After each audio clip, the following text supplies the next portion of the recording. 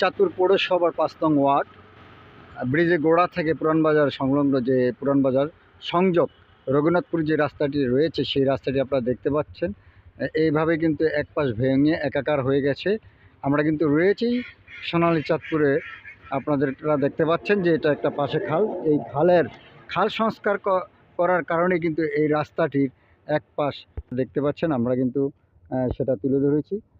Actual যে এই সংস্কার করা হয়েছিল বিগত কয়েকদিন আগে, কিন্তু এই খালটি পুনরুদ্ধার উচ্ছেদ করে খালটি সংস্কার করা হয়েছিল। সেই সংস্কারের পরে কিন্তু রাস্তাটি একেবারে কিন্তু এভাবে ধেবে গেছে। আপনারা দেখতে পাচ্ছেন, আমি কিন্তু রয়েছি যে এভাবেই কিন্তু রাস্তাটি ধেবে গেছে।